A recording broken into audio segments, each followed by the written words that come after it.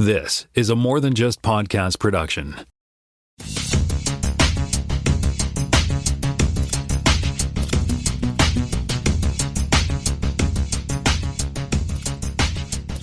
Welcome to Podcast Season 7, Episode 34. My name is Tim Mitchell, and I am in Toronto, Ontario, and I'm joined by Jonathan Kuline in Jacksontown, New Brunswick. Oh, I love how you say that with conviction. Yes, still in Jacksontown. In fairness to Tim, I have been moving around, yeah.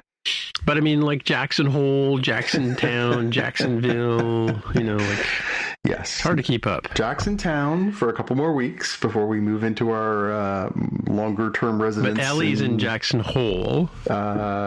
Sure, yes. Wyoming, yeah. Mm-hmm. AKA Vancouver. All right, well, we got some fact check a lot of fact check, actually, but so I was talking about the Doctor Who's that I couldn't remember from the late 70s, late 80s. Sylvester McCoy was the seventh Doctor, was the person I couldn't remember, and I thought he was the one with the Ronnie, but we'll talk a bit about that as well. So he was a Doctor from 1987 and 1989, and he's technically the last of the OG Doctors because his show was canceled in 1989, or the show was canceled in 1989. They did try and bring it back with Paul McCann, who technically is the eighth Doctor, but it was like a backdoor pilot movie in 1996, and it was just a movie. It was just like, didn't really count, right? And maybe we'll talk about the Ronnie when we get to the Doctor Who bit, because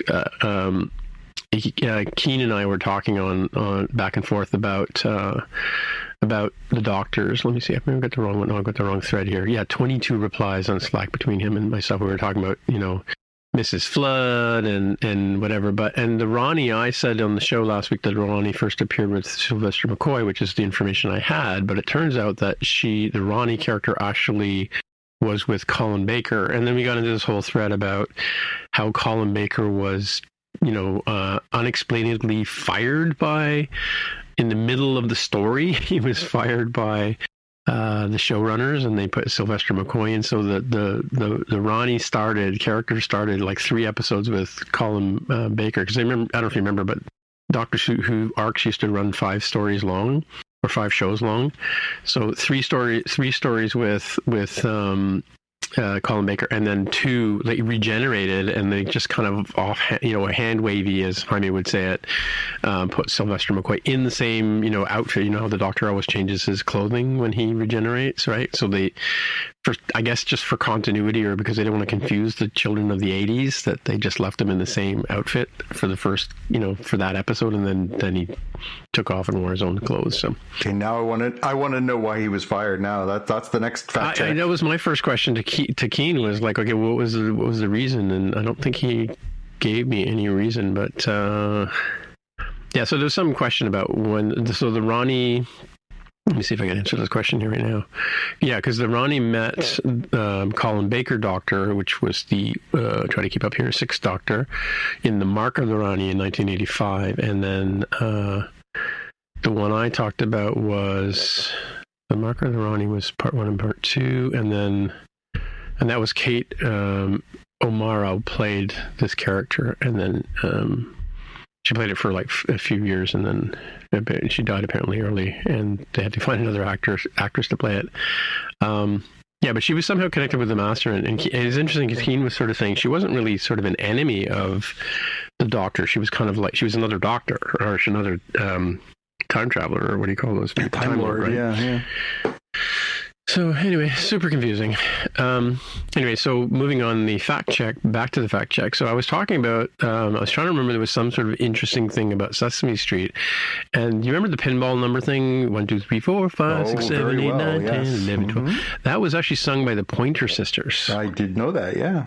Yeah, so I think that came out last year or so, when they had their like 50th anniversary or 40th anniversary or whatever. And then on the and it was funny because I think Keen was also telling me that Sesame Park only ran for a few years, and it was canceled in around the time that I started watching Doctor Who, which is really weird because I remember seeing these Basil, and maybe they recycled the content or something, or replayed it or something, but I remember seeing them in Basil and the other Canadian Muppets, or what do you call those? Yeah, I guess they're Muppets, right? Yeah. In I thought the 90s, like when Sarah was a kid and stuff like that, right? Anyway, I was talking about Frank Sinatra as well in the after show, and he was known as the chairman of the board. That's what I was trying to remember what his name was. He was also Old Blue Eyes and a bunch of other names, but chairman of the board was the one I was struggling to remember. And Jaime was talking about Murderbot and how this one particular character is like the Alan Rickman of the show on Murderbot. His name is David Dastmalchian. Yeah. Dales Malkian, thank you. And he, when people might know him as the Polka Dot Man from Suicide Squad, he also played William Borman in Oppenheimer, and he was also in Dune Part 1. Yep, and he's been a good luck charm for what's his name? The director, Christopher Nolan. He was in the Dark Knight movie. He's been in a bunch of different stuff over the past few years. He's been his profile's been growing sort of year over year over year. He went from sort of that guy to, we actually know his name is Dave. Yeah. Yeah. No, I mean, it's interesting because he's got a very distinctive look, and when you see him, you're like, oh, that guy. Yeah. Anyway. All right. Well, we'll move on to the headlines, and Jonathan's got some sad news. Yeah, this one hit me a little hard this week because this is an author whose work I read a lot of, but Peter David, who is a name that people may or may not know, depending on their reading habits. He was a very well-regarded novelist and was a very prolific comic book writer. Unfortunately died this week. He was 68. He, on the Star Trek front, was known for writing a number of books back in the 90s when there was sort of this resurgence in interest in Star Trek. He worked on the Star Trek comics. Probably his best known Star Trek book was called Q Squared, which I read. I'm sure you read too. He was a very, very talented writer for writing very realistic dialogue, for writing really interesting characters. And as I say, it was an absolutely prolific writer on comic books as well. He wrote The Incredible Hulk for most of my youth and young adulthood. He worked on that book for 12 straight years. Which, in an era where, things are obviously different now, but during that era, it was pretty common for an artist or a writer to only work on a book for a few years at a time. 3, 4, 5 years would be like a really long run. So to go 12 years, you really had to be doing something right. And so, he collaborated with some of the biggest artists in the world at the time working on that book. He also had a huge long run on a book called X Factor, which was a spin-off from the X-Men that was very popular. He wrote Supergirl. He wrote Young Justice. He wrote all kinds of stuff over the years. And was just, absolutely prolific and just very, very talented. And by all accounts, I unfortunately didn't have a chance to meet him, but by all accounts, a very, very nice person and got... well respected within the industry.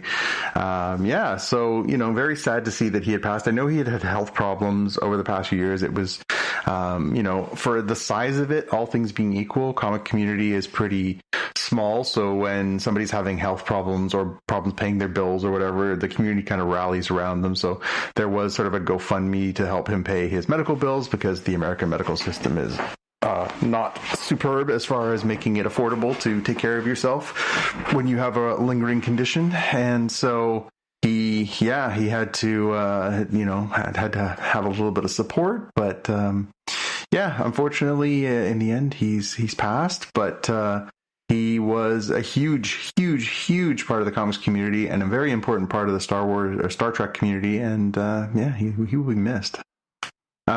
Speaking of unfortunate passings, we also lost Les Dilly this week. Again, a name you may not know, but whose work truly influenced you. Les Dilly was the art director on a number of important projects, and he worked on, name the important franchise. So he got his start at age of 23 working as a plaster worker on From Russia with Love in England. Wow. Okay. So James Bond way back when. And then he worked on some television stuff. He went on to do a bunch of things. And then he just happened to join a team in the UK working on a little film called Star Wars. He helped create the physical build for the R2-D2, for the Sandcrawler, Luke's Landspeeder. So this is somebody who has had a direct influence on your life, whether you knew it or not. Then he went on to work on something called Empire Strikes Back and another movie called Raiders of the Lost Ark. He worked on something I've heard of that one. Yeah, something called Alien, something called Superman. How about An American Werewolf in London? His production designer credits The Abyss, The Exorcist 3, Invaders from Mars, Casper Black Knight, Deep Impact. This guy was a long list of credentials. He helped you to know what these incredible creators and creative people like George Lucas would say. I want this thing and it's got to look like this, and then he would make it an actual physical thing. He'd work with Ralph McQuarrie. McQuarrie would make a drawing, and then these guys would get together and be like, okay, now how do we make this really? And so what an incredible legacy this guy has had as far as, the number of things that he's worked on. And art director and production designer on name the sci-fi franchise from the 70s, 80s, and 90s. This guy was there. So a huge legacy behind. So big life for Les. Unfortunately passed away at the age of 84, but what a big life, and we're all the better for it. I should mention there was another death this week, but I didn't know how to deal with this one, so we can have a quick confab on this one. So the actor who played Howard the Duck in the 1986 film. The physical actor or the voice actor? The physical actor. The voice actor was somebody different. The physical actor was a man named Ed Gale. Ed Gale died this week. Ed worked on, not only was he on Howard the Duck, that was one of his first roles. He was obviously a little person. He worked as Chucky in the original Child's Play. He definitely had a place in the Hollywood sphere. He in more recent years got into some controversy where he was arrested for trying to solicit sex from a teenager. Okay. So I have seen a bunch of pieces this week that have been written very much as an obituary, but they did not mention that fact. And I felt a little bit weird about this one. I don't know that I want to scream from the rooftops the legacy of Ed Gale when that is a part of it. But I will just say that, I did appreciate the work that he did as an actor, and the other stuff, not so much. Well, I have you just reminded me of a related thing, which I'm going to talk about in my watch list. All right. Stick that in your pocket and we'll circle back. Come back to that one, yeah. On to non-death news, although not great news. Avengers, Doomsday, and Secret Wars have been pushed back. This happened actually, I think, late last week on Thursday. They announced that they are going to move those movies from summer to winter. So Avengers Doomsday was supposed to hit next May, and instead is being pushed to December. It was supposed to be May 1st, 2026. Now it is December 18th, 2026. Okay. We can only assume that has to do with scheduling and the complexity. Obviously, these Avengers movies are massive crossovers, huge amounts of CGI and everything else. That all takes time. C'est la vie. And are they like fighting it out in Cincinnati, like because of the tariffs and stuff, or what's this? I guess we'll find out. Avengers Secret Wars, which was supposed to be out on May 7th, 2027, has now been pushed to December 17th, 2027. So both those movies are 7 months down the road from when they were supposed to be. Again, I don't know what's to be done about it. No sense crying over it, but still, it's mildly frustrating. The interesting thing of this is what it means is, so far, unless they change the scheduling otherwise, it means that the next Spider-Man movie will actually come out before the Avengers movie, which I hope that doesn't mean they're going to have to screw around with, re-editing things. Because remember we ran into that with the Doctor Strange, Spider-Man No Way Home. Like, they had to go back and re-edit parts of it because one was supposed to come out before the other, and then they had to switch them. And anyways, so The new Spider-Man movie is theoretically coming out before the next Avengers movie now, which is something. Interesting. Yeah, we'll see what the dealio is. The television program on Amazon Prime, Wheel of Time, has been canceled after 3 seasons. Is that the one where the superheroes have to guess the letters and figure out what word it is? No, I think you might have that mixed up with Wheel of Fortune. That's a different thing. Okay, yes. All right. Okay. This is based on Robert Jordan's best-selling book series, The Wheel of Time. Rosamund Pike is the star of this show. I watched the first bit of the first season and thought, it's a little muddled for me. I'll wait till the whole thing's done and then I'll watch it. And never really circled back on it. I know Jaime was still watching it and he said he was enjoying it. Disappointing that, always disappointing when any story can't be finished.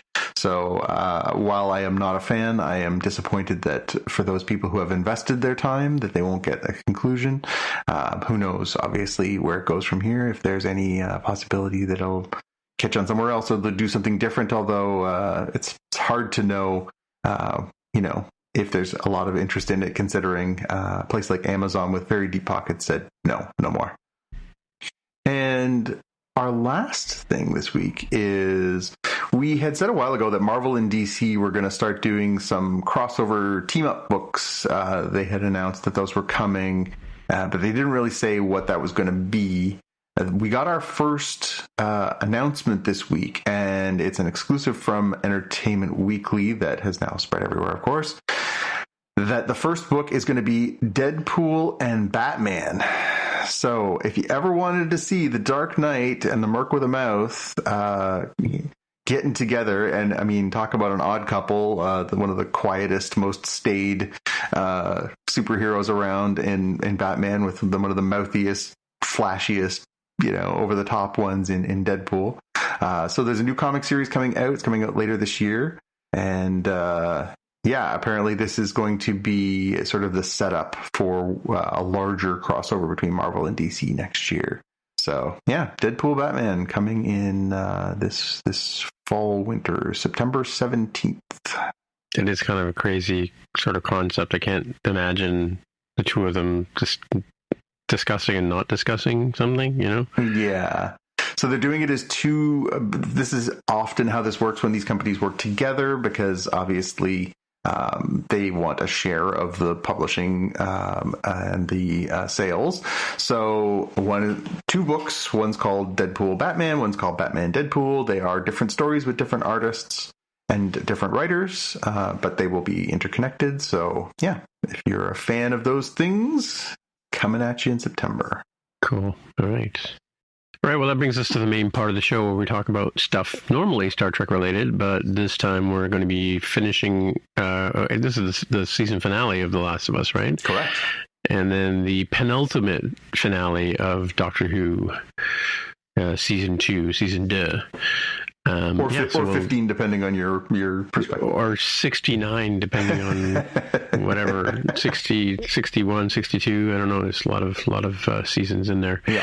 Anyway, there's a bigly amount of seasons. Let's just say that. Bigly amount. Yeah. All right. So let's dig into The Last of Us, and the episode is called Convergence, and it's where I guess a bunch of plot lines kind of converge, and.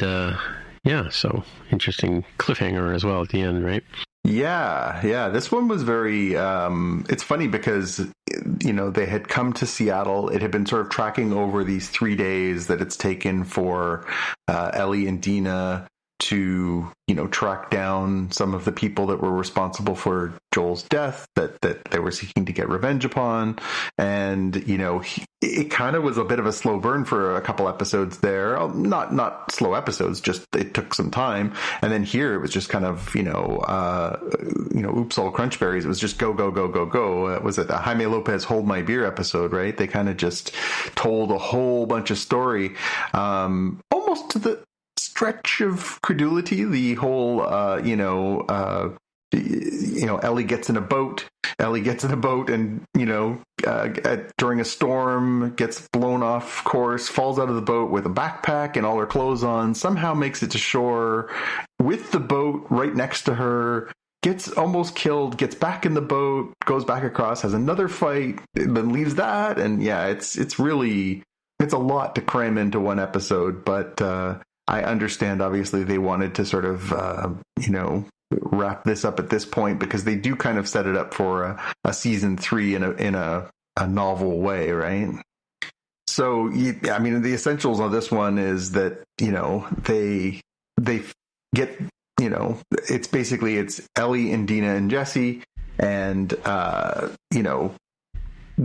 Ellie and Jesse are going out to find Tommy, and they figure out both simultaneously, where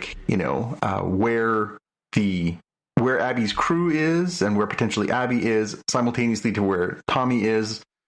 They split up. Ellie goes after, and that's where we end up with this weird sort of water-based adventure, and then it ends up with her at the aquarium, and she has this conflict with these two characters, Owen and Mel, that ends extremely badly.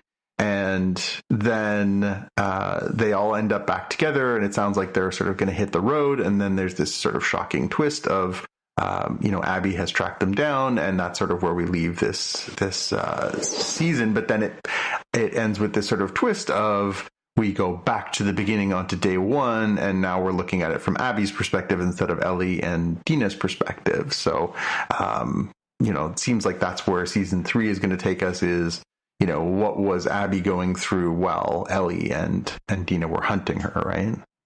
Right. Yeah.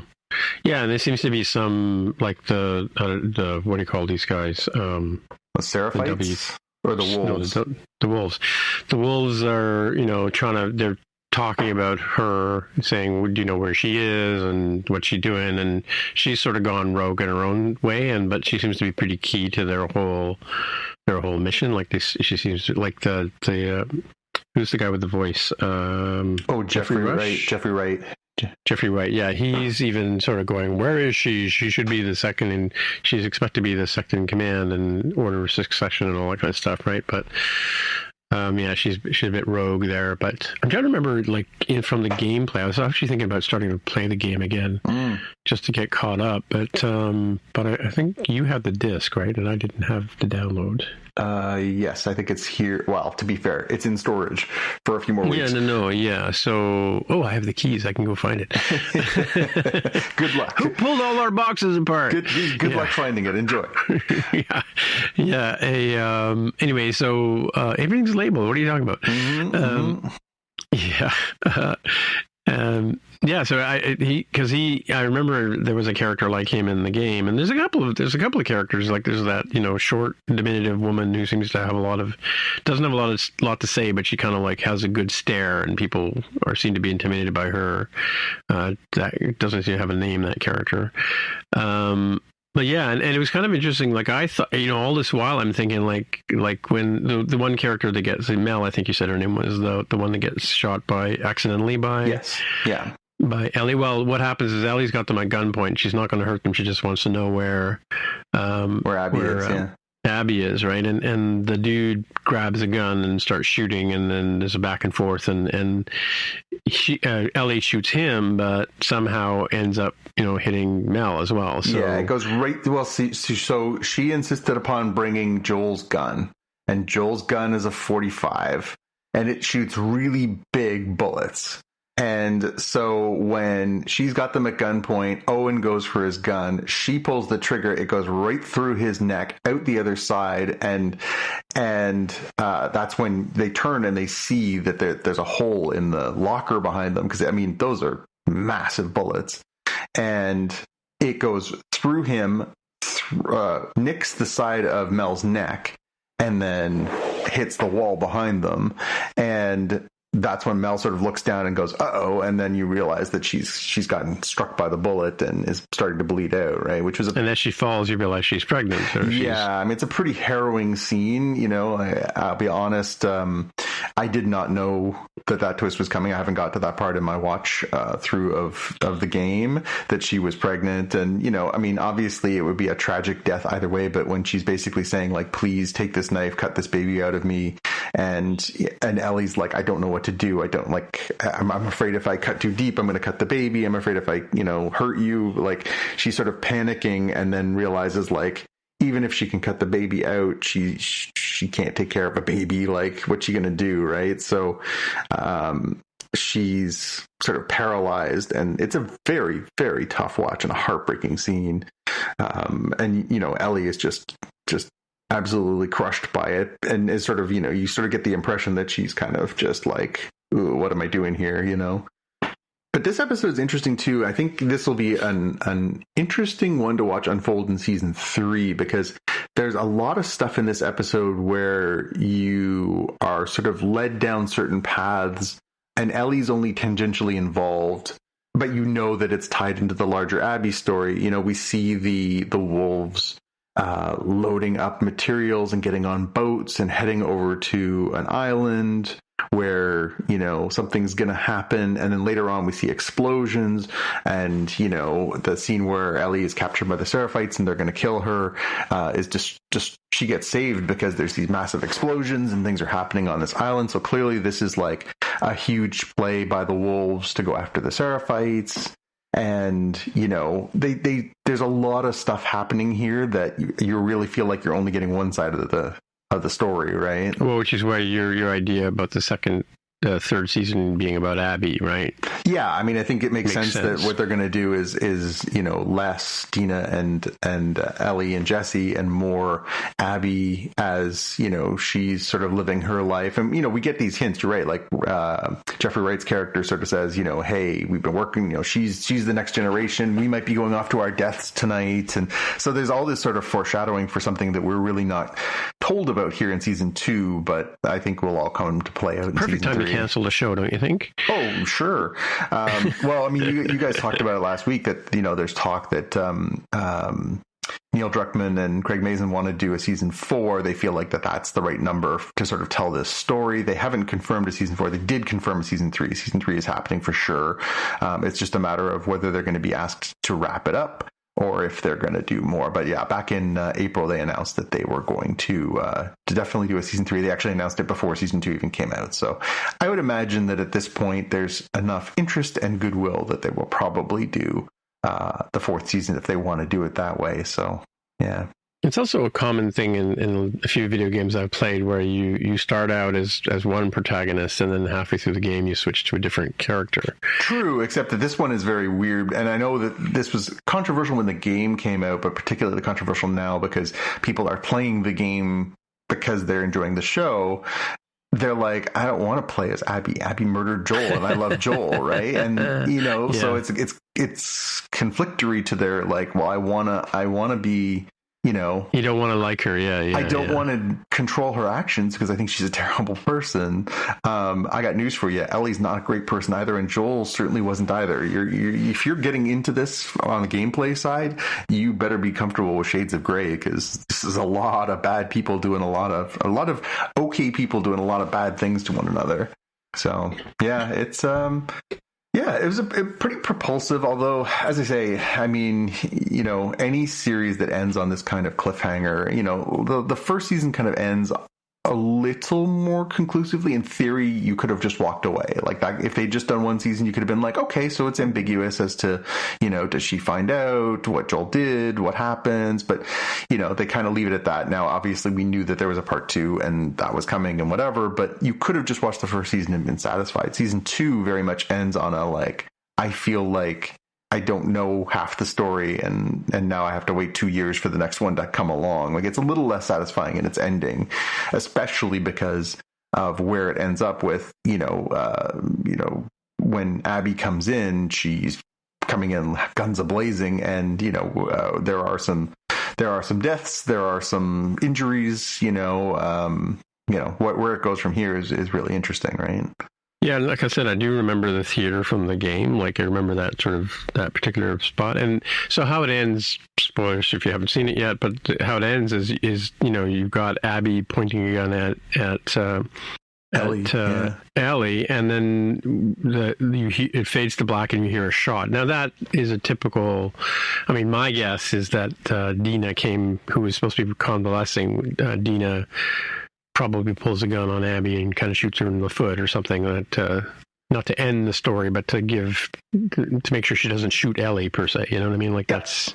It's off camera, but that would be my guess is how they're going to start the next season. Right? Mind you, they may start this next season, like you said earlier on in the story, with just Abby, and away we go, right? And like you said, she's a pretty well-known actress, and so it makes sense to not waste her. She's only been in not very many hours of this show, right? So she's almost been a guest actor at this point, really. Like she really only has been used very sparingly, Caitlin Dever.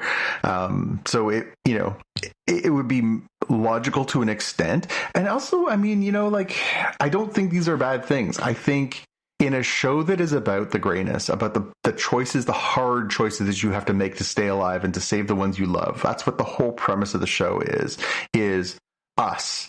The Last of Us isn't about the last of humanity. It's about us as a concept.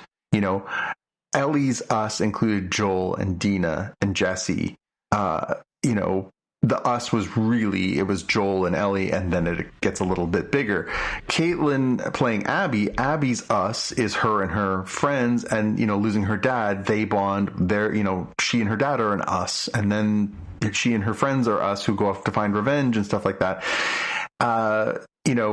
This show is a lot of shades of gray. It's all these choices that people are making, and some of them are dark and horrible, but they feel like in this circumstance, this is the choices they have to make. I think focusing in a chunk or most of season 3 on exploring Abby, getting to know her and understanding her perspective, like she's 100% valid in her desire to go and kill Joel. This guy murdered an entire hospital full of people she knew, including her father. Of course she should go and seek revenge. But then Ellie is also entitled to do that. Like, it's very complicated, and there is no right and wrong. It's all just gray. Mm-hmm. Yeah. But I mean, I think they make the point in this episode, you kill him, if she kills you and then you go back and you kill Abby, and then somebody comes back and kills you for killing Abby, and then the cycle of revenge just keeps going around in circles, right? Like, it's where does it end? Yeah. I laughed so hard. So one of my favorite podcasts, and we've talked about it before, is House of R, which is a Ringer podcast. And Joanna Robinson and Mallory Rubin are just absolute fanatics. They do what we do, but they do it for like 4 hours on each episode. They just go really, really deep on everything. And they were talking about just some of the complexities of these characters and how they're justified and stuff like that. And it's just been like, when you start deep diving all these motivations and you start deep diving like all these characters and stuff like that, like it really becomes extremely complicated. Like, you can't extract easy answers from any of this. Like, it's very, very hard to say you're right, you're wrong, you did this right, you did this wrong, you shouldn't have done this, you shouldn't have done that. Like, it's impossible. It's really impossiple. It's a good show. Yeah, I mean, but it's hard. It's hard to sort of, like, we were talking about the justification of killing people.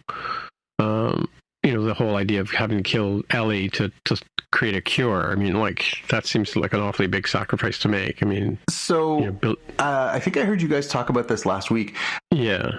Craig Mazin and Neil Druckmann, the two guys who created the show and created Craig created was it Neil or Craig that created the game? One of them created the game. Yeah. Okay. Yes. Druckmann. Neil Druckmann wrote and co-directed the games, both games.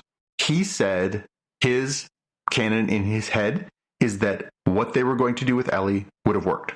Oh, okay. Yeah, no, I kind of get, I think that was sort of important. Yeah, so like, it's not like, it's not like Ellie could have died for no reason. It's that Ellie would have died for a reason.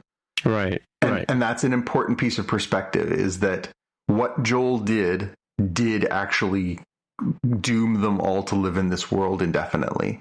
Because she would have actually helped create a cure, and she would have actually have had her life have that purpose.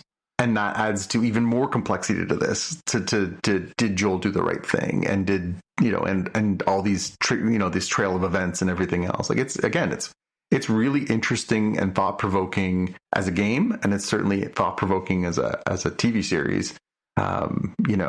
Again, was what Ellie did in this episode in confronting Owen and Mel. And then, obviously to protect herself, shooting Owen and accidentally killing Mel. Was any of it justified? Like, maybe. Like, it's very, very hard to sort of say yes, no, I agree, I disagree, right and wrong. Like, there's this real sort of gray morality through this whole show, and it's very compelling. Yeah, no, it's good. Yeah. Unfortunately, we have to wait for the next bit, right? Yeah, I mean, they've already confirmed the next season is being done, but how long we're going to have to wait? Obviously, we hopefully less time with not having, strikes and all these other circumstances that have delayed some of these things. But I think it's safe to say we probably won't see the next season until 2027. And then that means if they are going to get that fourth season, we might have to wait till 2029. So we're in it for a while. You're looking at probably another 4 years before you're going to get the end of this story.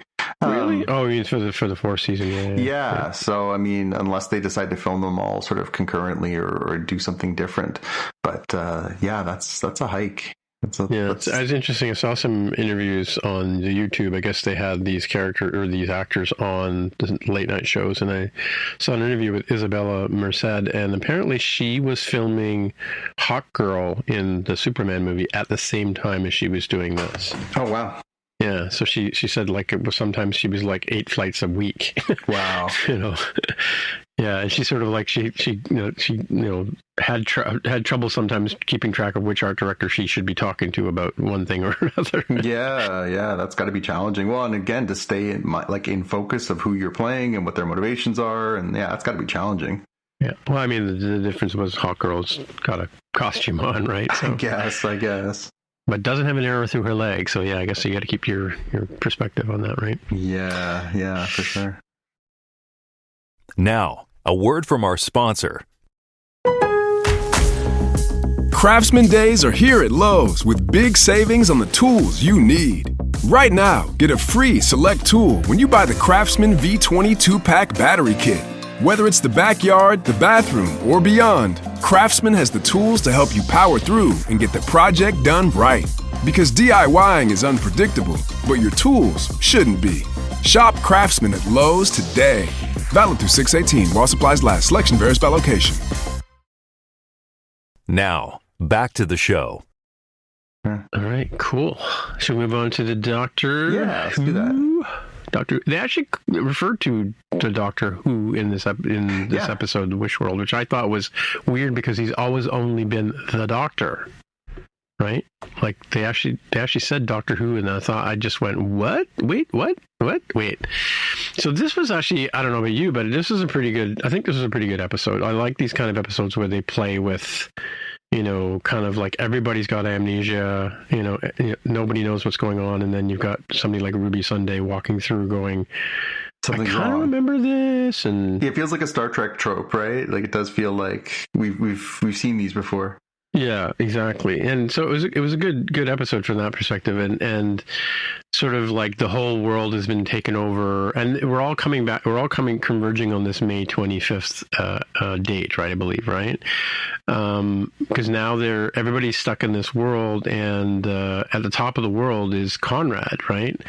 The social, what do you call him? The social influencer that was, kind of sort of dating Ruby back in, what was that, Lucky Day, I think? Yeah, well, and that's where, he was clearly playing a game with her and she didn't know, and yeah. Yeah, and that was her sort of solo episode this season, and and even the Doctor can't remember that he's the Doctor, and he starts to remember at the end, and the Ronnie's in there sort of pulling strings and machinating and trying to get at Conrad, and there's a baby as well, right, that she goes back in time. She had taken this baby that's actually this sort of supreme leader. Maybe the baby's the master. I don't know. You know what I mean? Like, there's all this kind of weird stuff. Yeah. What did you think about it? Yeah, I mean, this was so obviously we've been building towards this for 2 seasons, right? There was all these appearances of what's her name, Mrs. Flood. Flood. Yes, and Susan, somebody or other in the previous season. Yeah. And to sort of have it finally come around. But then this was a really kind of, weird, twisty kind of, yeah, you're right. Like, everybody's memories are wiped. The doctor thinks he's married to Belinda. Like, it was all kind of weird. Well, the two of them wake up in bed in the morning. I'm like, what? Yeah. Is this like Raj and Penny or what? Yeah, really. Yeah, I mean, this was a really kind of weird, sort of trippy experience for a good part of the first episode. And you're right, like having obviously Ruby come in as sort of the like, oh, I have doubts, and there's these like the doubt police that come and get you, and feel like that some countries in this world might have the doubt police soon. Like trying to understand, and obviously they've on the social media, on some of these articles, they've gone into like who the Rani is, and it's this character from the 1980s and appeared in this the serials and stuff like that. It's funny that we have the Doctor, we have the Master, so we've met more than one Time Lord. And Missy, yeah, and Missy, but yeah, Missy's the Master, or she's mistress or whatever, right? But the Rani just didn't immediately for me sort of fit the rhyme scheme. You know what I mean? Like, it wasn't like a title as much. So that I guess was trying to figure out like where that fits, and then she's trying to do what? She's trying to break reality so that they can like have this alternate dimension version of the Time Lord, the ultimate Time Lord. Yeah, it was a little convoluted and a little complicated, to be honest. But well acted, like really interestingly filmed. And I'm kind of glad that they were actually going somewhere with this finally, because it felt like it was really like, a long, slow burn towards this. I feel like this series is going to end up, as it's been unfolding over the past couple of years, and there's been ups and downs, and there's been some criticisms which are fair and some criticisms which are unfair about this run, with the return of Russell T Davies and, of course, Ncuti Gatwa as the Doctor. There's been like some ups and downs. But I have a feeling that when you sit down and you get into the binge world, the Disney Plus of it all, or the BBC or whatever it is, and you can go through and you can watch these seasons sort of like as a streaming show, I think it'll make more sense. I think it'll be better, because it'll have a little bit like, you won't have to remember the long gaps between these teases and this character appeared here for a second, and what did that one person say that one time?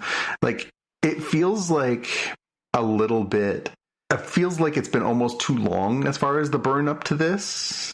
So it's kind of good that it's finally coming together, but now I'm finding myself going back and trying to piece clues and bits together even myself, and I've got a pretty good memory. I think it'll be I think it'll be better in the long run, although we'll see obviously what happens this week. We'll have our season finale, the Reality War is coming, and that'll be the last one of this series. Season series, British series. It'll be interesting to see if this if they stick the landing and this makes sort of ends in a logical place. Do you get the impression that this is going to, like, next week is going to like wrap things up in a bow, or are we going to tee it up for a third season? That's a good question. Well, I think like it's been doing in the last little while, because I mean, like, we had, during the Jodie Whittaker ones, we had arcs that would run and they would kind of close off, and then even Capaldi's version had arcs that would cross over several episodes, right? And then Again, like I said earlier, it's a tradition in Doctor Who that stories would run 4 or 5 episodes deep, right? But usually just one plot line, like one storyline, not sort of back and forth and with threads running through it. Susan Twist was the name of the character. The other character I was trying to remember. She's the other one that mysteriously uncredited appearances in the first season, right? Susan Triad was the name of the character, but she played several characters in that, but and then Mrs. Flood has been in about 6 or 7 episodes now so far. But yeah, and the challenge for like you were saying with the Ronnies, I missed that epic era of Doctor Who. So the Ronnie meant nothing to me either, right? Whereas with the Master, has sort of been the Doctor's foil for many seasons, right? And in different incarnations. John Stim played him for a while. There was an older actor who I don't know played him, or played the character, I should say. And then I think that, like I said, to answer your question, they will wrap up this storyline next week, but whether they leave anything hanging for future seasons, that's always hard to say with Doctor Who, right? Because they kind of sort of do always, right? Yeah, interesting. Like I'll even like the Lethbridge Stewart character, played by Gemma Redgrave. She is the daughter of the sergeant or whatever they called him, I forget, but he was in charge of what's her section? What do they call her? Division, right? Oh, unit. She's the head of unit, and her father kind of started that, and he was more like in a army kind of outfit, like British Army kind of gear, right? So, and she's like, yeah. So there's sort of like these long running. It's like Q, right? It's like trying to explain Q to someone who's never seen Star Trek, right? Or Lwaxana, right? Like Lwaxana Troi, is it? Or even all the characters that Majel Barrett played, right? So over the years. Yeah, it's an interesting thing. Again, I don't know. I mean, like we were debating too, like whether Ncuti Gatwa will come back next year, right? Because some people don't like this new style of doctoring, right? So, which is unfortunate and sad, and we should all hang our heads and feel shame for that. But yeah, I mean, obviously, if there's a move to change things based on, who Ncuti is, or, sort of the more progressive feel of this Doctor, then I would like to flip a large middle finger towards that. I wanted to ask you, since I brought that up, so what was your impression? Now, I know you want to talk about the Lagos one, and I mentioned to Jaime that at the beginning he does say, what's exciting about Africa is I'm not going to stand out, right? Being black, right? And then in the Interstellar Song Contest, there are a number of characters that are, a little, let's just say non-binary. Let's just say that, right? But so, what was your sort of summation of the last 3 episodes? Yeah, I mean, I think you and I, obviously, we had talked about it offline, but I thought that the episode where the Doctor and Belinda go to Lagos and, particularly poignant because Ncuti himself is actually Nigerian descent. And so, for him to be able to embrace that part of his culture and to tell a story that's set in that world, and the fact that they did sort of do it built around this, the concept of the story engine, and that it's about stories, and they tied it into some of the African mythology with Anansi and stuff like that. I thought that was really well done, and to have a primarily Nigerian cast. I thought that I really enjoyed that episode. I thought that was a good use of an opportunity to not just arbitrarily tell a story that involved Africa and involved Black people, but actually tied into a good logical reason to be there and a good logical reason to tell that story, and to have also the Doctor basically saying what we're all thinking, which is it's challenging at times to be in this colored skin when I am the Doctor, and to feel like when he goes to Lagos in 2019, he doesn't have to think about that stuff, which is, I'm sure, a very familiar experience for people of color, to be like, hey, you know what's nice? When I don't have to fucking effing think about my color of my skin, you know, like, you know, I'm a Caucasian person. I have less of those boundaries upon me. That's a privilege, and I acknowledge that. But, you know, the fact that he acknowledged that even as the doctor, you know, yeah, I can change genders, I can change skin colors, I can do all these different things. I've been all these different places, and some of them are harder than others because of the way that the universe is structured, particularly Earth in the past, right? You know, I thought that was really interesting. And then to flip from that to the next episode, which is set in 2925, where they go to the Interstellar Song Contest, where there's tons of species and genders and races, and some of the people there are, you know, the actors who are portraying them are, you know, all over the rainbow spectrum. And as you say, you know, Graham Norton shows up, and what's his name? The host. That guy. Which we should know, but we don't know because we're not following that thing. Yeah, well, we don't have the Interstellar Song Contest or the Eurovision. Eurovision, yeah. Yeah, Eurovision contest. But yeah, again, that episode was definitely sort of, you know, what you would also put on the sort of progressive spectrum. And, you know, I think it was done very well and logically. Obviously, there was a larger metaphor through the episode of, you know, hey, you know, they've basically, you know, corporatization has ruined this planet. There's a message there. Rylan, that's right. Yes. Rylan Clark. Yeah. Yes. Yeah. So, you know, there was definitely a lot of things sort of they were trying to say in there mixed in with, you know, the larger, just kind of fun, crazy adventure in space. And also it was kind of a nice pause because we knew that we were going to go from that into this 2-part finale that was really kind of, going to be more intense, going to be more focused. And then obviously it was much more tied to like the lore and, you know, all the complexities of Doctor Who with 65 years of baggage, right? So that was kind of a nice little pause that refreshed before we jump into the craziness. And of course the episode ends with the bi-generation, right? So we end up with the two Ranis, the Rani and a Rani, wasn't, you know, a good one there, right?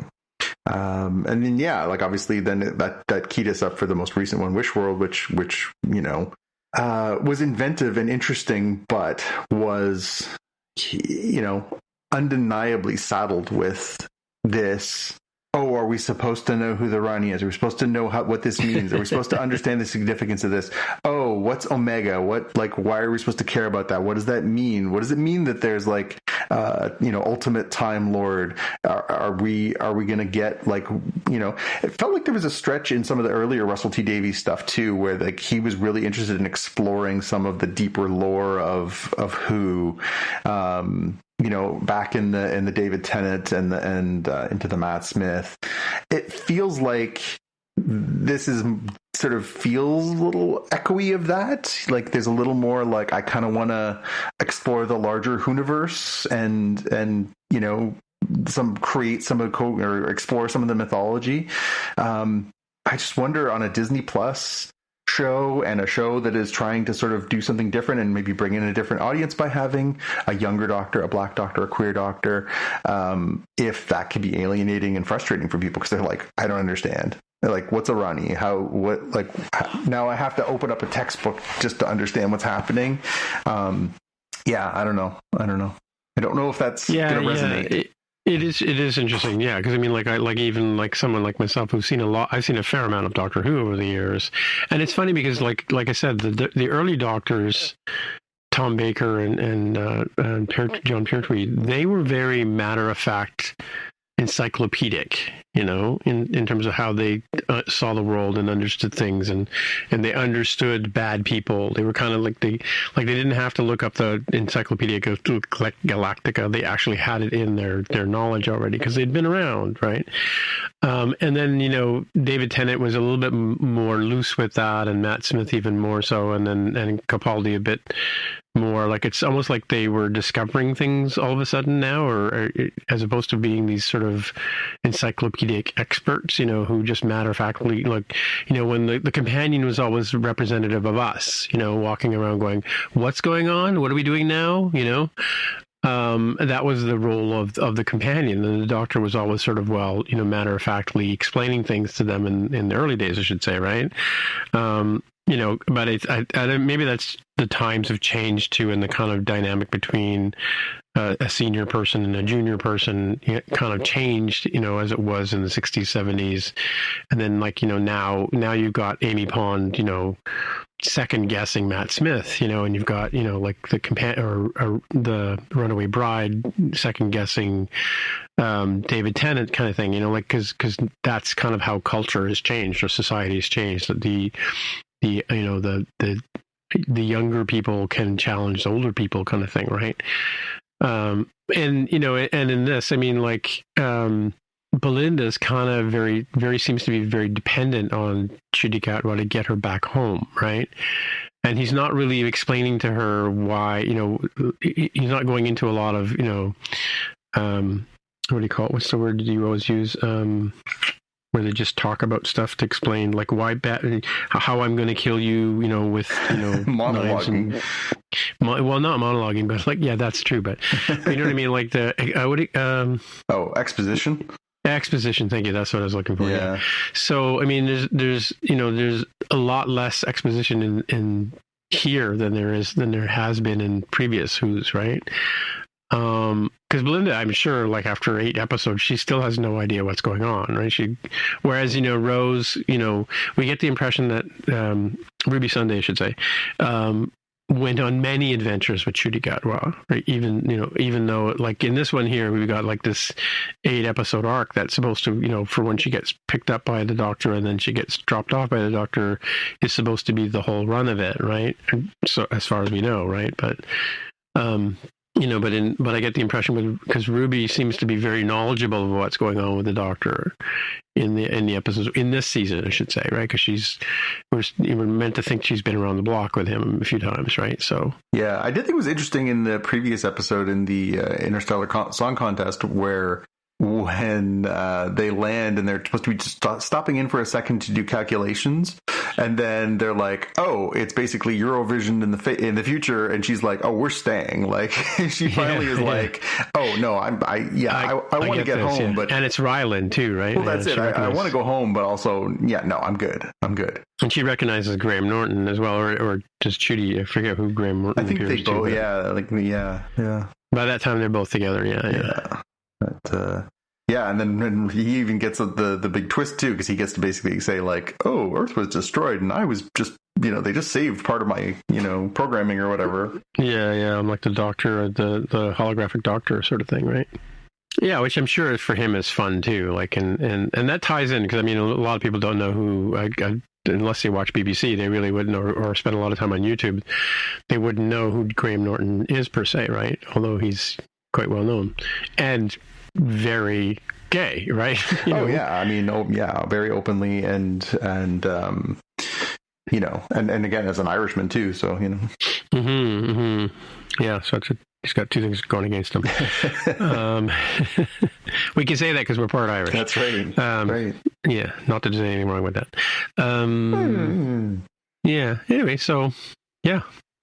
Yeah, I'm looking forward to the finale. I'm looking forward to seeing how they do as far as sort of bringing this plane in and where it sort of leaves us off. And I mean, obviously, you guys talked about on last week's episode, the speculation is that there's going to be at least a couple more in this sort of partnership between Disney Plus and BBC. So, hopefully they kind of get to BBC tell won anyway, not so much whether Disney sticks around or not is another story, right? Yeah, and your mileage may vary on whether you think that's a good thing or a bad thing too, right? Like some people might be like, yeah, good, because you guys clearly are making things complicated. Well, it's funny. Like, I don't know if people have ever seen there was a TV show, or like a made-for-TV movie about the original origins of Doctor Who. Doctor Who was invented by a woman, by the way, just for the record, a Canadian one, I think, right? But at the BBC, and there's that Adventures in Time and Space, I think it's the name of the show, and it's all about the beginning of it, and it pretty much in a lot of cases it put BBC on the map in terms of like Doctor Who was a very important franchise for BBC in general, right? So important that they taped over a bunch of the episodes. Yeah, well, that's what are you gonna do? Yeah, well, people didn't understand backup and stuff like that back in the day. Mm-hmm. All right. Well, let's move on to the watch list, and you've got a couple of things here. Yeah, I got a couple comic books new this comics, week. I guess. Yeah. The byproduct of my going back to finish my packing and try and complete my move from Mississauga to New Brunswick was that I got to go stop in my local comic shop and see my guy Rob and pick up my books, and there was a bunch of number ones and key issues and things that I was keen to get into. So I picked up a couple of the books from the last few weeks and cracked into those. The first one is the new Star Wars number 1. So the way that Marvel's been doing these Star Wars series is essentially they're doing runs of Star Wars, basically starting with a new number 1 each time, but telling these stories that are set within a certain time period. So the first time that they Marvel brought Star Wars back into their fold, everything that they do in the comics is canon, just like anything on TV, cartoons, video games, all that stuff is considered canon now. So this stuff is, for all intents and purposes, just as valid and valuable as any other medium you're getting this stuff in. And the other is, so when they brought it back, this is over 10 years ago now, the first chunk that they wrote took place between Star Wars and Empire, and the whole story that they're telling there is all set between that time period. And so it was really interesting to explore that time period. We had, from some novels and different things that have told that time period, but there's some really good stories mixed in there. The second chunk happened between Empire and Return. So no Han Solo, and then lots of sort of adventures on, there was a whole storyline called War of the Bounty Hunters, where all the bounty hunters were trying to steal the frozen Han Solo from Boba Fett before he could deliver it to Jabba the Hutt, and so filling in some of the blanks for the stories that we know. This latest one that's starting with number 1 that just broke falls on the heels of that series, which I think I mentioned before, where they did a whole sort of mini series, or it was actually technically it was 3 mini series that were all interconnected, that basically told what happened right after the fall of the second Death Star. And this series is told in the window after the fall of the second Death Star. So this is basically, Luke and Han and Leia and Chewbacca and the whole gang after the events of Return of the Jedi, in a window of time that we haven't really explored with these characters that much. So the first episode kind of focuses on Luke is on a mission with a bunch of other pilots and their X-Wings, and they're trying to basically simultaneously expand the limits of the New Republic, and also try and bring some of these planets back into the fold, and saying basically the Empire's gone, now let's get ourselves back together, let's work together on sort of what's next. But there are still a lot of problems in space, and one of them is piracy. So they're exploring simultaneously the political pressures that are happening. So there's a couple scenes between Mon Mothma and Princess Leia. Mon Mothma now obviously that much more relevant a character in the wake of Andor, and then also simultaneously what's happening in space with Luke and what's happening on the fringes of the galaxy, where there's a lot of people trying to fill that power vacuum for the Empire. And so this could be a really interesting series, and I enjoyed the first issue. It was really well done. It was written well and illustrated very nicely, and I'm looking forward to sort of exploring this chunk of time, because yeah, it's just something we haven't really, we know the longer play stuff of, eventually Luke goes on and tries to form a new Jedi Academy, and eventually, Princess Leia and Han Solo have Ben, their son Ben, and stuff like that. We know that from the, the third trilogy, but we don't really know a lot of the, boots on the ground stuff that happened in there. So I'm really excited to sort of explore that part of it with this new series. The other book that I read and enjoyed was Battle Beast #1. And it's strange to think that if I had said Battle Beast #1, a year ago or 2 years ago, people would have shaken their heads and say, what are you talking about? Whereas now people actually might have a glimmer of recognition as to who the Battle Beast is. Battle Beast is famously a character from the Invincible universe.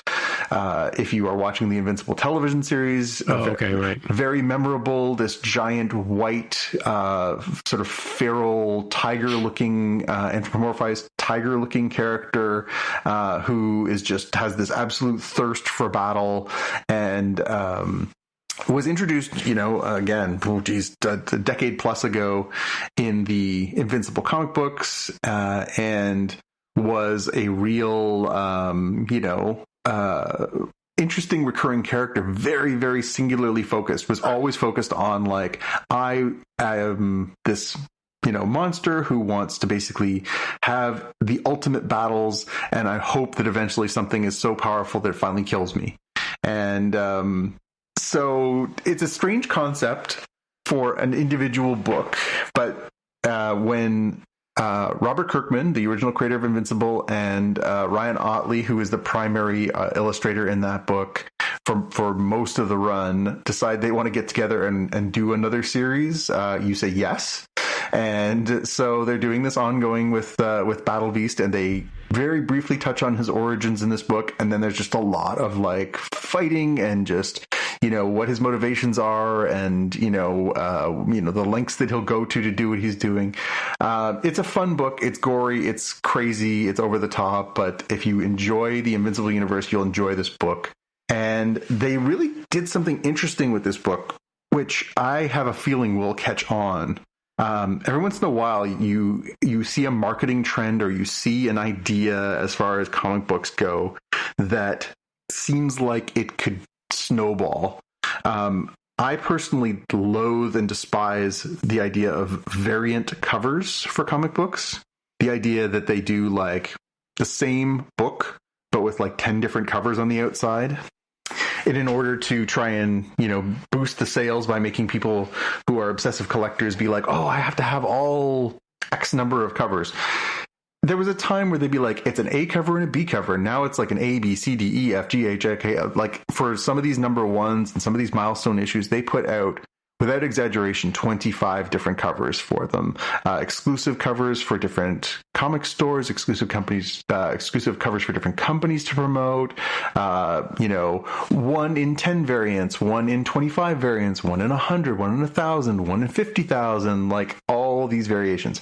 I hate it. I think it's the worst thing that has happened to the industry. I get why they do it, because it makes them extra money, but I think it is just an absolute it's an absolute cash grab, and it's despicable. Now, that being said, there are some beautiful alternate covers. I just wish that they could just make those the covers and move on with their lives. But anyways, for Battle Beast #1, they decided to do something interesting, which is they did a thing called a blind bag, where they put out bagged editions of Battle Beast #1 that you could buy.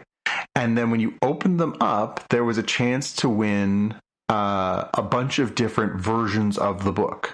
There were some that contained different versions of Battle Beast #1 with different covers. Some of them were autographed. They had a couple of them that were really special that were like, sketch covers, doodles by signed by Robert Kirkman and Ryan Ottley. Really collectible, interesting stuff. There were reprints of his first appearance from Invincible #19. Really fun stuff. It wasn't just like the same thing over and over again. They were actually putting in some really fun, neat, collectible, it was an incentive to buy these blind bags. And they took off like crazy over the past 2 weeks since this book came out. People were, clamoring to get their hands on these things. Stores were figuring out that if you weighed the bags and they weighed slightly more, that there was a higher possibility that you could have one of the more rare and collectible books, that were pulling out the ones like that. But the idea of not just putting out like a bagged edition that had, back in the 90s, they put out a bagged edition of of Spider-Man #1 by Todd McFarlane. But the bagged edition inside the bags was the exact same comic. It was just in a bag. And if you took the bag off it, you essentially had the same book that you could buy for like $2 as opposed to $10. So the bag was what made it valuable. Here, you don't know what's inside until you open it. And if you open it, there's a chance you have something really rare and special. But it's Schrodinger's comic books, right? So I have a feeling that this was such a phenomenon. This was such a moment where I think every marketing department at every comic book company was like, wait a minute. I would be shocked if we didn't see more blind bags showing up as a comic gimmick over the next little while, because it was a real, like, if you go onto eBay right now, if you go onto comic collectors forums, if you go onto any of these kinds of things, everybody is talking about these blind bags. Some people are keeping them in their bags. Some people are opening the bag. Some people are saying, well, this is a bag that I'm willing to sell for, $50, but it weighs this much. So therefore there must be something good inside, but there's no guarantee that there's something good inside. It's a really interesting marketing idea. And it's a really good idea. I just wonder if people will be as thoughtful about it as Image Comics has been, as Robert Kirkman and Ryan Ottley have been, as far as putting in like really cool stuff and not just having it be like the same thing inside of a bag. You know what I mean? But all that to say, if you like Star Wars #1 is a good read. If you like Invincible, Battle Beast #1 is a good read. And make sure you visit your local comic shop because they could use your support. So I wanted to ask you, so I follow this guy named Jason Parker, and I mentioned him before, and he did a really interesting thing after Andor was over, and he talked about how the ceremony at the end of A New Hope is a complete joke, because knowing that the people who sacrificed and died to get to the point where A New Hope takes place, giving a medal to Han Solo and this moisture farmer who just happens to show up and has a once-in-a-lifetime shot, seems kind of ridiculous, Have you heard that storyline? I have seen a number of people make that observation that, if you think about it in a chronological fashion, the sacrifice that Luthen makes and that Kleia makes happens like 2 weeks before the events of Rogue One, and then happens, like a week before what happens in Star Wars. And they're like, let's have a big ceremony and celebrate these people who helped blow up the Death Star. I'm like, yeah, and maybe how about another ceremony for the other like dozens of people who were involved that died along the way here, right? So yeah, I completely concur with that assessment. Yeah, it's funny. Yeah, it's an odd scene to have, in even in the end of Star Wars, they could have just ended it with like them having a beer and maybe going for shawarma or something. Well, I mean, I guess the idea is that not only is it supposed to be, hey, we destroyed the Death Star, but it also coalesces the rebellion, right? Like there is a moment there of holy cow, we now we're ready, now we're an army, and it sets the stage nicely for Empire, which obviously in Empire we see a lot more of the rebellion as a more cohesive piece, but then we also see the Empire being like, oh yeah, so yeah. Cool. All right. Well, I got three things here. I got two that I had planned on talking about, and then I've added one because of what we were talking about earlier in the show. So the first one I want to talk about is Mission Impossible 8, The Final Weakening, because and it's interesting because I immediately saw it. I wanted to go see it. I found a ticket on the first run, it was 2:00 in the afternoon on the Thursday before it officially opened. Went down to one of my favorite IMAX theaters, sat in row F, which I've determined in that particular theater is the right place to sit, because most IMAXs you can sit at the very back and you get a really good experience, right? Like the one at Scotiabank is huge, right? Well, the one at Dundas is not that, the actual physical dimension of the screen is not that big, even though the ratio is right. You need to sit right down at front, or not like first row, but like row F to sort of get, otherwise you might as well just go see it in a regular movie theater, because it's like you're so far away from the screen that you lose the IMAX, effect, right? It doesn't fill your periphery, right? So So that's the first thing. And then, I've got a review from a guy named Mark Kermode, who I watched his review of it yesterday, and I 100% agree with him, because the first thing I did when I got back was I went onto our Spotcast Slack and I said, do not go see this movie in the theaters. Right? Just don't do it, right? Or if you do, be prepared for 40 minutes of exposition, which is completely unnecessary. Like, as this gentleman reviews it, it's almost like 3 acts, right? The first act, oh my God, I mean, if Jar Jar Binks was in that section, it would have been a better movie, right? And I said to Jonathan, I was helping him clean his garage after I saw it, and I said, this is everything you hate about Tom Cruise. Right? Everything. Like to the point where, like, I'm sorry, like, I actually considered leaving the movie 40 minutes in. Woo! Like, it's that bad, right? I really hope it is the final reckoning, right? But anyway, so, and then the second act is this scene where he's down, he has to go and again, the rescuing of the MacGuffin in this movie, well, first of all, the first movie has this, I'd forgotten about this character called the Entity, which is an AI. Oh my God, AIs are bad, right? But didn't we see that in 2001: A Space Odyssey? Yeah. In 1969. Okay, can we move on from that story, please? And it's like HAL 9000 is so much more sophisticated than this stupid Entity thing, right? Anyway, it's so droll. I mean, this. I mean, there's a scene where Tom Cruise gets inside this chamber, like this, like almost like a coffin thing, and he has a one-on-one conversation with the Entity, and it's like, gag me with a spoon, right? Like, just poke my eyes out, please. It's such, and it moved the plot nowhere, right? And then, it's got people like Haley Atwell, and it's got Simon Pegg, and it's got Ving Rhames, and they're all like, and Palm, I forgot her last name, but Clementiev, yeah.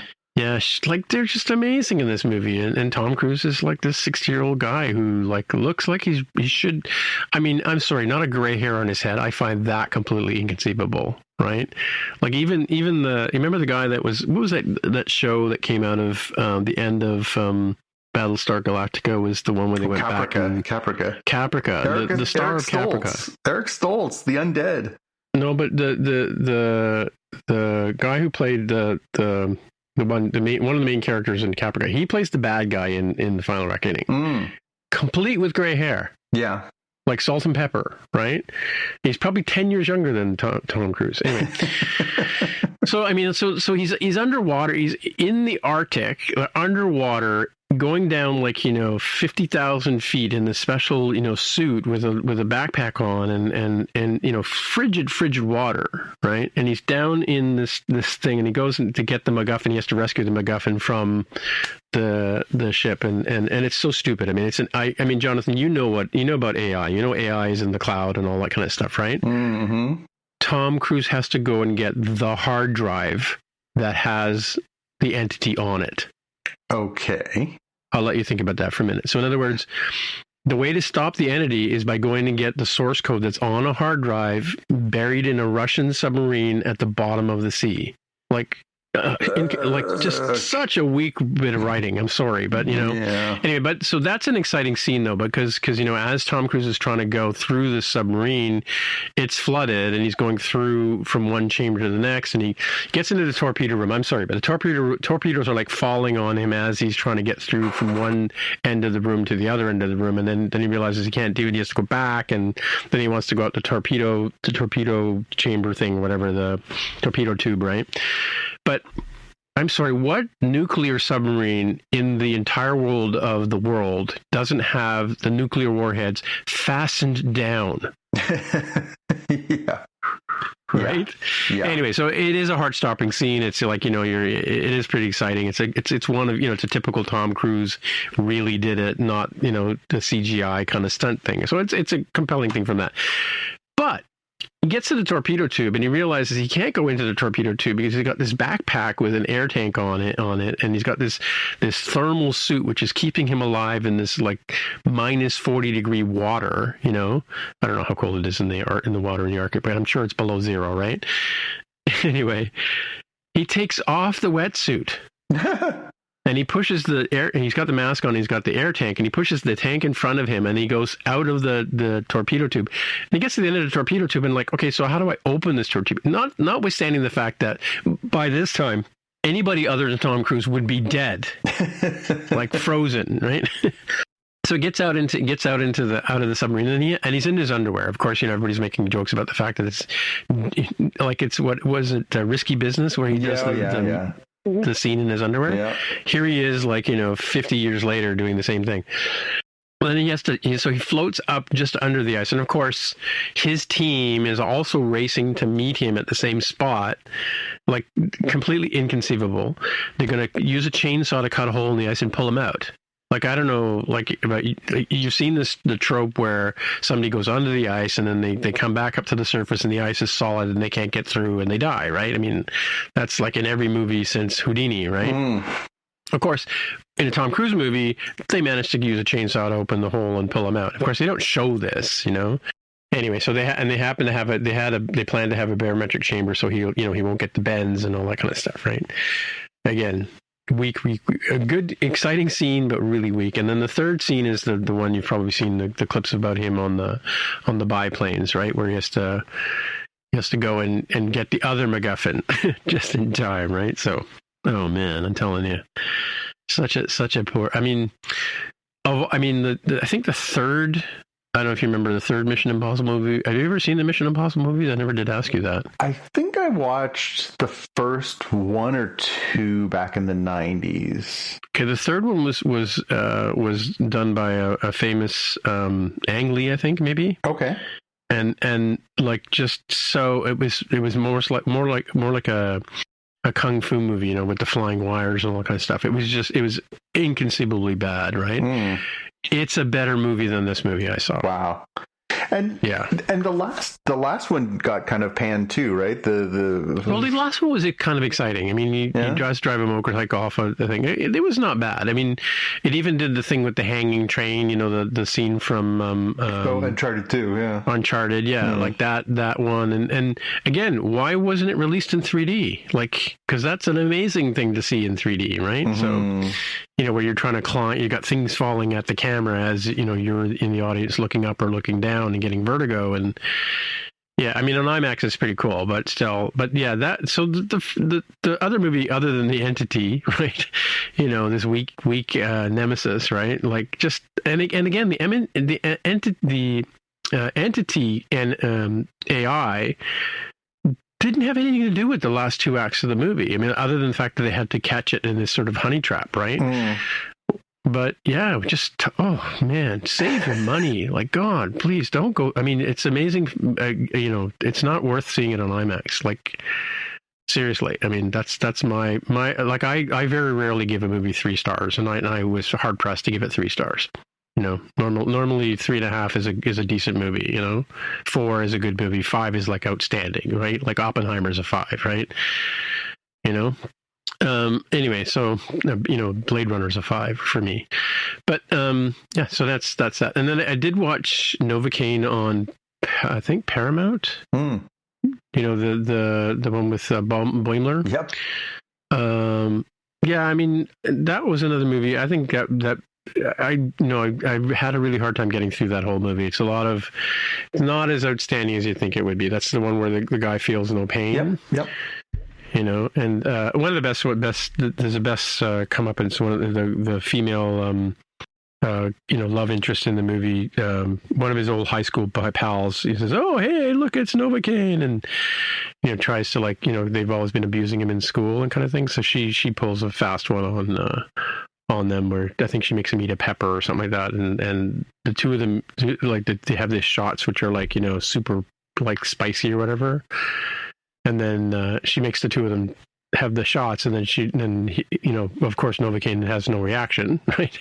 And the high school buddy just, you know, his tongue is falling out of his face, right? So she kind of like There you go. You got what you deserved. But what I want to talk about this other movie I watched, which is called Pee-wee as Himself. This is Pee-wee the documentary. Yeah.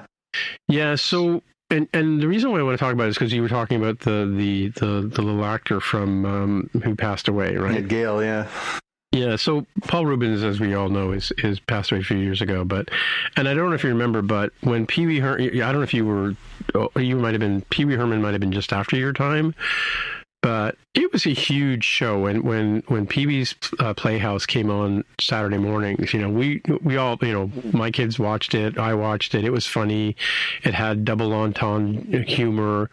But it was really, really good stuff and wholesome and all that kind of stuff. And I don't know if you remember, but it got canceled at some point, and he did a second movie. The first movie was the one, Pee-wee's Big Adventure, I think, was where it was his breakout as a comedian, right?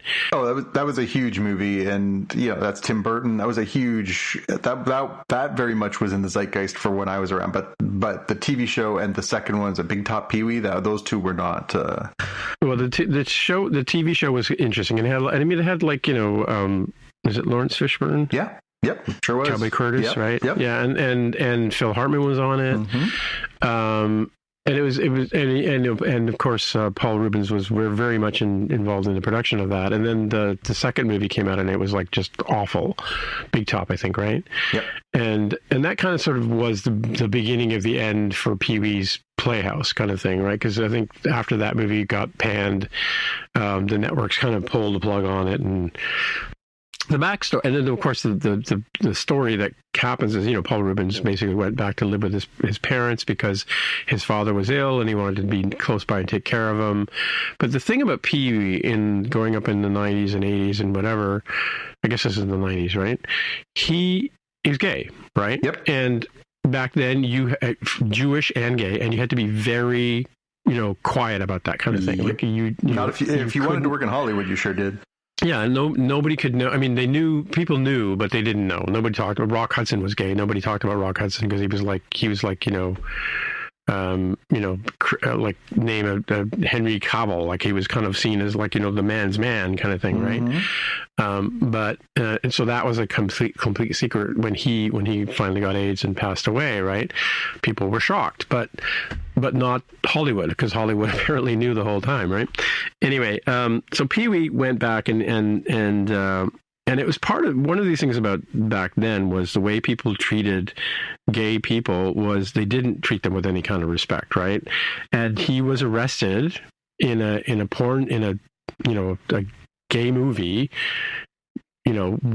apparently exposing himself. But exposing himself to whom? Yeah.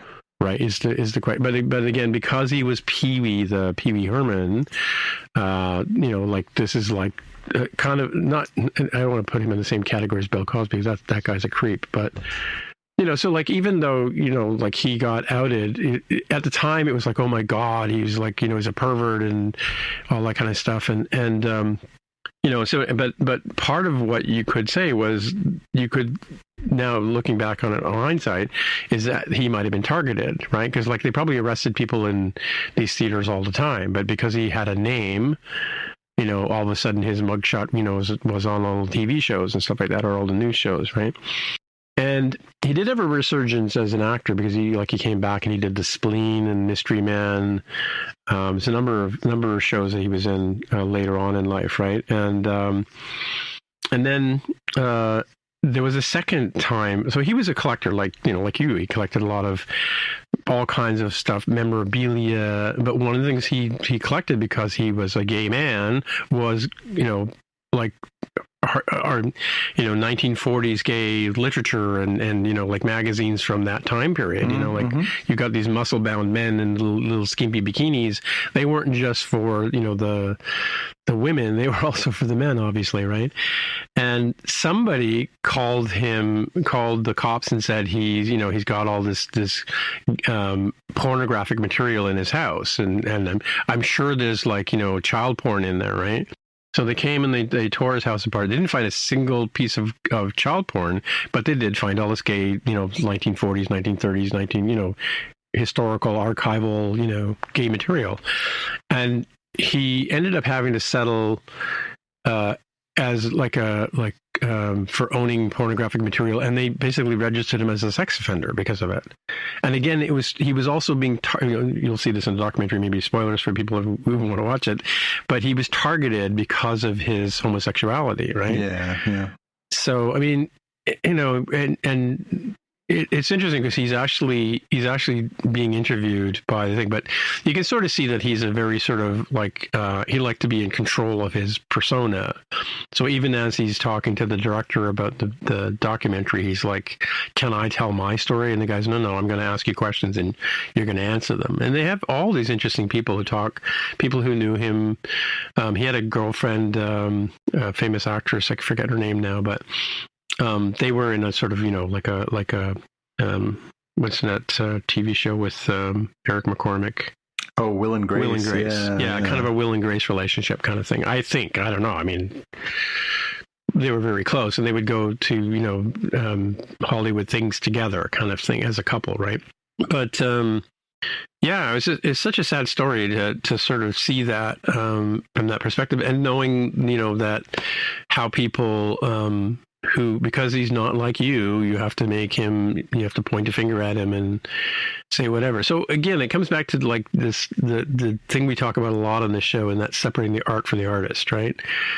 Because I mean, the art was really, really interesting and really cool and really inventive for its time, right? So yeah, and I mean, he had all kinds of people supporting Oprah and other people like that, right? So yeah, I mean, I remember sort of him being very much part of the zeitgeist, and then there was the big scandal, and he sort of went away, and then he slowly sort of worked his way back, and then I think he definitely sort of recaptured. There was definitely a more of a resurgence and nostalgia for the work that he did.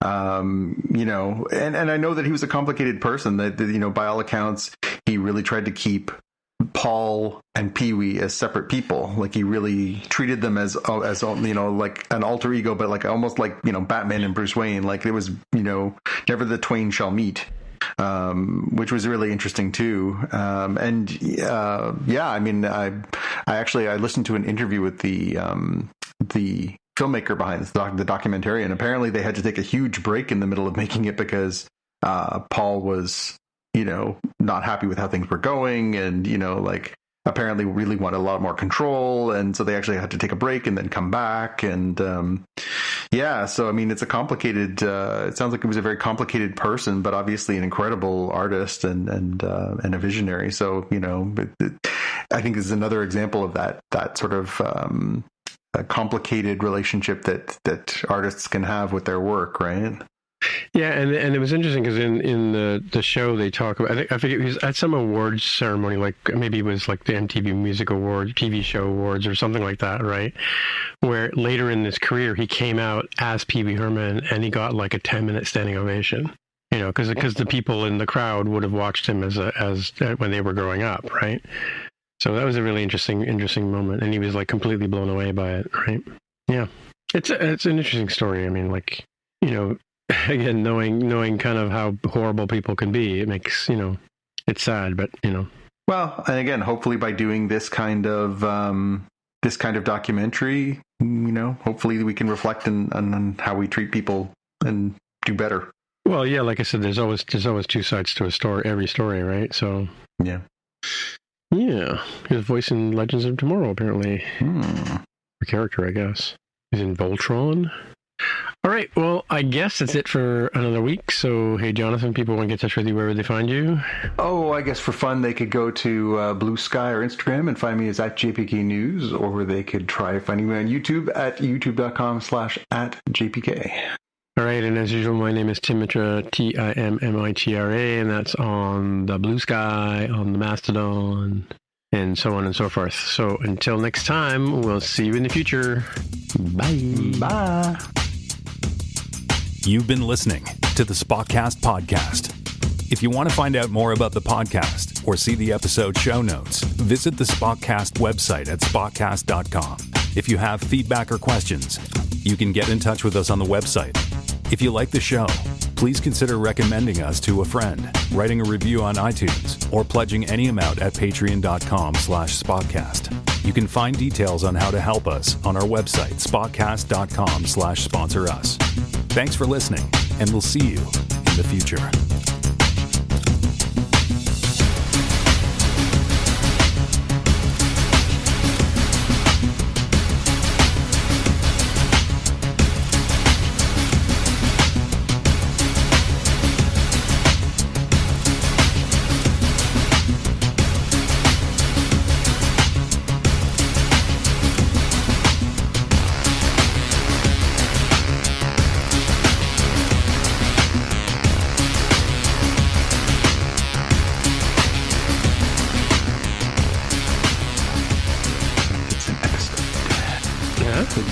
Now it's an episode.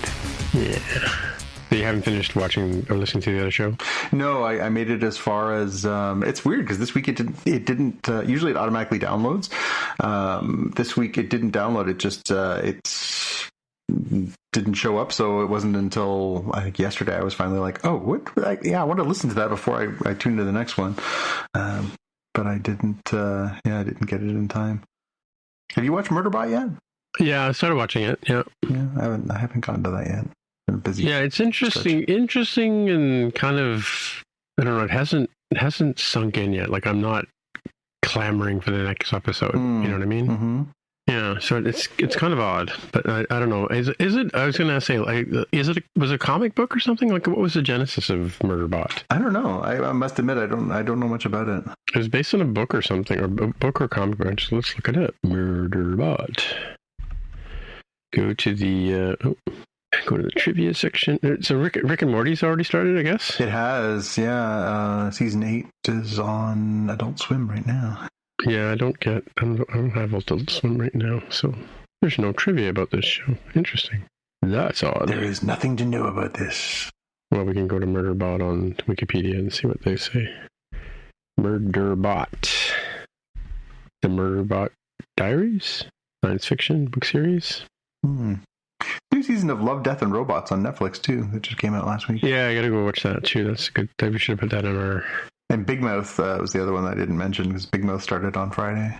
It's the final season. It's gonna be over. Oh yeah. I'm gonna go back to watching that. Bittersweet. I like it. Such a fun series. So silly. Silly and smart. Did a huge. I saw clips of a huge musical number about. Because it's about these teenagers who are, discovering sex, and so the one does a huge production number about the first time that they're going to perform oral sex. Very, very funny. Just looking at the. Yeah, there's really nothing else new that sort of fits our world until later in June when we get Ironheart on the 24th. New season of The Bears coming on the 25th of June. Cool. That's how the show's kind of lost its edge. And Sandman season 2. Mileage may vary there. New season of South Park coming in July. Mm-hmm. New Wakanda TV series, the cartoon on Disney Plus, is coming in August. Alien Earth's coming in August. Peacemaker's coming in August. But yeah, I mean, really, it's... I think if we're going to do episodes, so next week would be Doctor Who. We could do Doctor Who and the next 2 episodes of Star Trek: The Animated Series. And then after that, if we're going to do episodes, either we can take a break or we can do just Star Trek Animated Series. Nothing else until Ironheart comes, and even that we can decide whether or not that's something we're going to cover. So when is this as of after next week? Yes, after next week. There's a gap until the 24th of June is the next thing. Okay. So we can discuss that amongst ourselves. But I'm sure. I gotta go let the big dog out, so yeah, let's call it here. Sounds good. All right. Okay. Take care. Bye. Bye.